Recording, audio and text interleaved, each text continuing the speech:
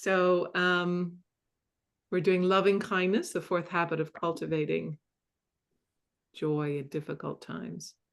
So in the studies that the West have done, researchers have found that there's this really positive association as we learn how to hold deeper kindness towards ourselves, and then we radiate that out to others. By doing acts of kindness daily, they have found that people experience a deeper sense of happiness.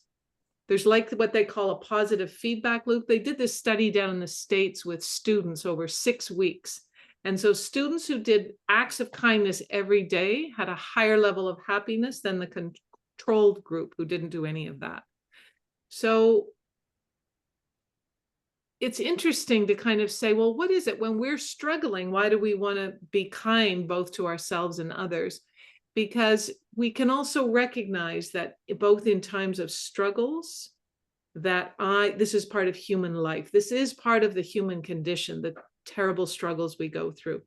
And in the moment, we might be having a feeling of kind of happy and kind of like, oh, we're okay today. But then we might see someone who's struggling terribly with pain, or walking on the street, we see people who are struggling with homelessness or addiction or mental health, but even the people we know in our day-to-day lives. And we might say something like, there, but for the grace of spirit go I. And if I'd been born in different circumstances, that might be me. Or if I'd just been unlucky.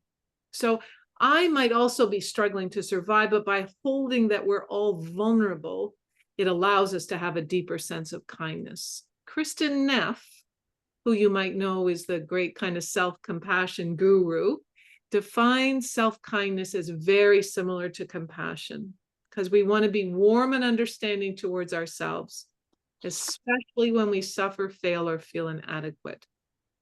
So when we know this to be true, when we are deeply struggling, we can reach out to others, because we know every one of us here, we've shared enough over time.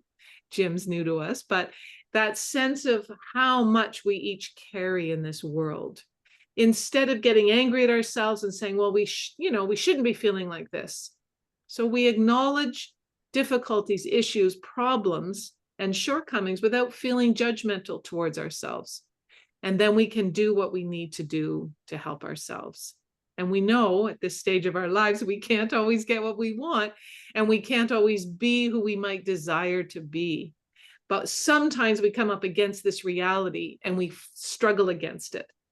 And most of you know, I tore my meniscus and I have some serious knee issues. Last December, I did this. And this morning, after 9 months or something, I finally met with the orthopedic surgeon, the physio. My doctor have all said, you're a good candidate for surgery. I was hopeful. The surgeon said that I'm not far enough down yet in pain and struggles. He says I need to go farther before he's willing to do surgery and do a knee replacement surgery. And I went in thinking we were planning for this upcoming winter. Even the advanced physio at the hospital here said, no, you're a good candidate. I'm in considerable discomfort. I'm taking medication. I've been struggling for months and months. My whole life has kind of really, become much smaller, but he says you need to struggle more. He says, are you suicidal? It's like, oh, Lord. But he sees people who are in terrible, terrible pain, and I'm still functioning. I'm still sleeping. I'm much better than I was 9 months ago or 6 months ago. So initially I felt pretty upset. And then I started to, that's kind of good news in some ways, right? How far down do we have to go before we can expand our hearts to include others? I'm using that story as an example. There are people struggling with terrible pain who are having to go through surgery, and there's a long waiting list. I have moderate pain. And he says, and the quality of your life is still quite high. And I said, yeah, but I can't do this.